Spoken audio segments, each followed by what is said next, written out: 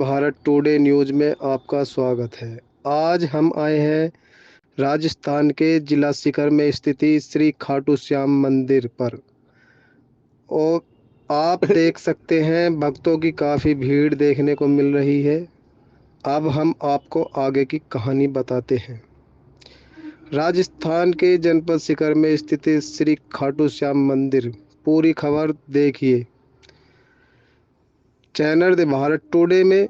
हिंदू धर्म के अनुसार खाटू श्याम जी कलयुग में कृष्ण अवतार के अवतार हैं, जिन्होंने श्री कृष्ण से वरदान प्राप्त किया था कि वे कलयुग में उनके नाम श्याम से पूजे जाएंगे। दरअसल मान्यता है कि श्री कृष्ण बर्बरी के महान बलिदान से काफ़ी प्रसन्न हुए थे और वरदान दिया कि जैसे जैसे कलयुग का अवतरण होगा तुम श्याम के नाम से पूजे जाओगे। तुम्हारे भक्तों का केवल तुम्हारे नाम का सच्चे दिल से उच्चारण मात्र से ही उद्धार होगा। यदि वे तुम्हारी सच्चे मन और प्रेम भाव से पूजा करेंगे तो उनकी सभी मनोकामना पूर्ण होंगी और सभी कार्य सफल होंगे। बर्बरिक के नाम से जाने जाते थे श्री श्याम बाबा की अपूर्ण कहानी मध्यकालीन कालीन भारत से आरंभ होती है। वे पहले बर्बरीक के नाम से जाने जाते थे। वे अति बलशाली गदाधारी भीम के पुत्र घटोत्कच और नागकन्या मोरवी के पुत्र हैं। बाल्यकाल से ही वे बहुत वीर और महान योद्धा थे। उन्होंने युद्ध कला अपनी माँ तथा श्री कृष्ण से सीखी। भगवान शिव की घोर तपस्या करके उन्हें प्रसन्न किया और 3 अमोघ बाण प्राप्त किए। इस प्रकार 3 बाणधारी के नाम से प्रसिद्ध है। अग्निदेव प्रसन्न होकर उन्हें धनुष प्रदान किया, जो उन्हें तीनों लोकों में विजय बनाने में समर्थ थे। महाभारत का युद्ध कौरवों और पांडवों के मध्य अप्रैल में हो गया था। यह समाचार बर्बरिक को प्राप्त हुआ तो उनकी भी युद्ध में सम्मिलित होने की इच्छा जागृत हुई। जब वे अपनी माँ से आशीर्वाद प्राप्त करने पहुँचे तब माँ को हारे हुए पक्ष का साथ देने का वचन दिया। वे अपने नीले रंग के घोड़े पर सवार होकर 3 बाण और धनुष के साथ कुरुक्षेत्र की रणभूमि की ओर चल पड़े।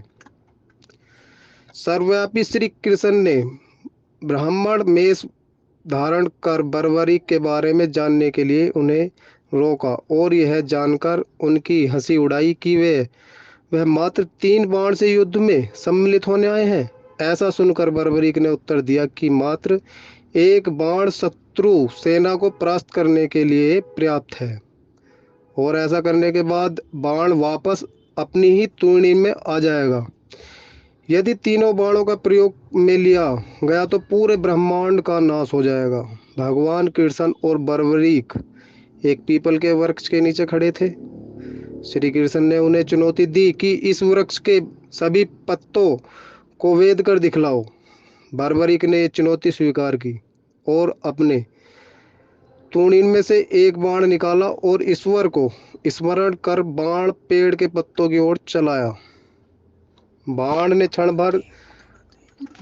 भर में सभी पत्तों को वेद दिया और श्री कृष्ण के पैर के इर्द गिर्द चक्कर लगाने लगा, क्योंकि एक पत्ता उन्होंने अपने पैर के नीचे छुपा लिया था। बर्बरीक ने कहा कि आप अपने पैर को हटा लीजिए, अन्यथा ये बाण आपके पैर को भी वेद देगा।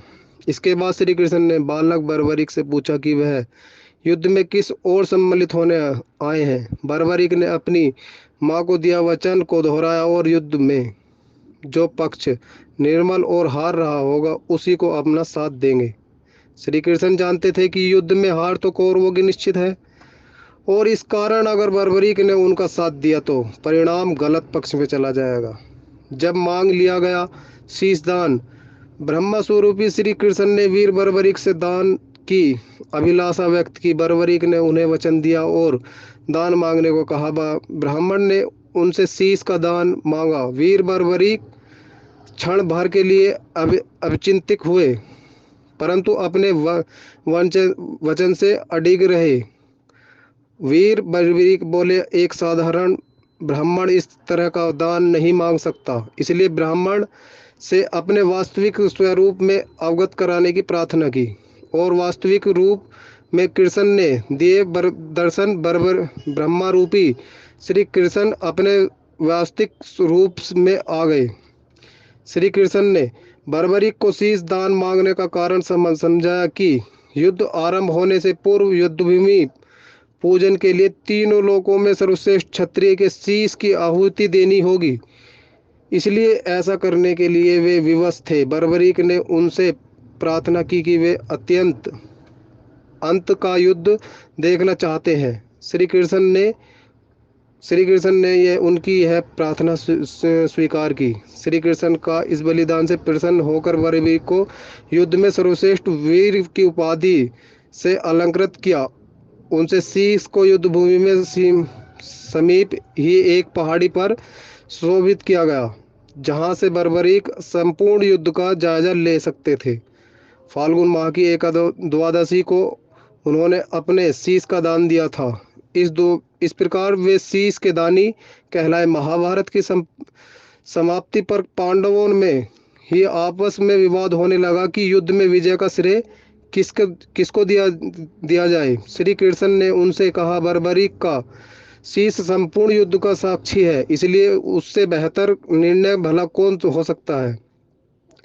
सभी इस बात से सहमत हो गए और पहाड़ी की ओर चल पड़े। वहां पहुंचकर बर्बरीक के शीश ने से उत्तर लिया कि श्री कृष्ण ही युद्ध में विजय प्राप्त कराने में सबसे महान पात्र हैं। उनकी शिक्षा, उपस्थिति, युद्ध नीति ही निर्णायक थी और उन्होंने युद्ध भूमि में सिर्फ उनका सुदर्शन चक्र घूमता हुआ दिखाई दे रहा था, जो शत्रु सेना को काट रहा था। महाकाली कृष्ण के आदेश पर शत्रु सेना के रक्त से भरे प्याले का पी रही थी। श्री कृष्ण ने दिया वरदान। श्री कृष्ण वीर बर्बरीक के महान बलिदान से काफी प्रसन्न हुए और वरदान दिया कि कलयुग में तुम श्याम नाम से जाने जाओगे, क्योंकि उस युग में हारे हुए का साथ देने वाला ही श्याम नाम धारण करने में समर्थ था।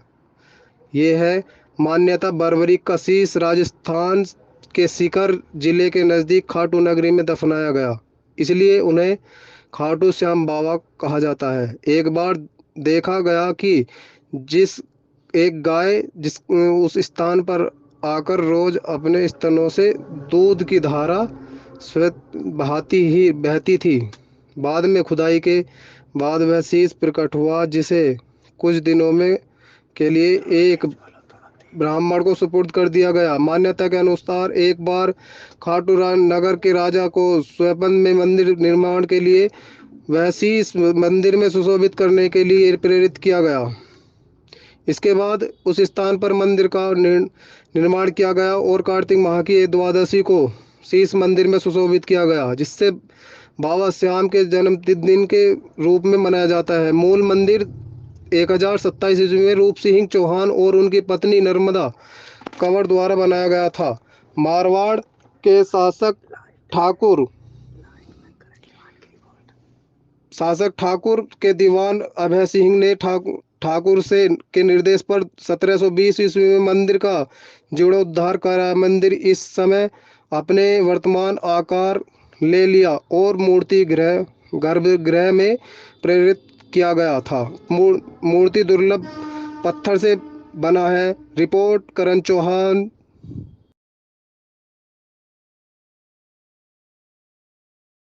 राहुल कुमार। राहुल जी, जैसे कि आपको देखा जा रहा है, आप ये निशान लेकर आ रहे हो। निशान कहाँ से लेकर आ रहे हो? निशान हम रिंगस से लेकर चले हैं जी। अभी ये आप कहाँ लेकर जाओगे? ये खाटू श्याम मंदिर जाएंगे जी हम। तो वहाँ पे आप चढ़ाओगे? ये निशान चढ़ाएंगे, बाबा के दर्शन करेंगे, बाबा को साथ लाएंगे। आपका क्या नाम है? मेरा नाम अजय है। अजय जी, जैसे कि आप अभी दर्शन करके आ रहे हो बाबा के, तो आपको कैसा लगा? हमें बहुत ही ज़्यादा खुशी है। ऐसे कभी नहीं हुए जैसे आज हुए। तो आप क्या कहना चाहते हो? हम बहुत खुश हैं। बाबा का एक हार भी मिला है हमें। अच्छा जी। और बहुत किस्मत के बाद। तो यहाँ पर आपको भीड़ कैसी मिली अब की बार? भीड़ तो है ही नहीं बिल्कुल भी। आपके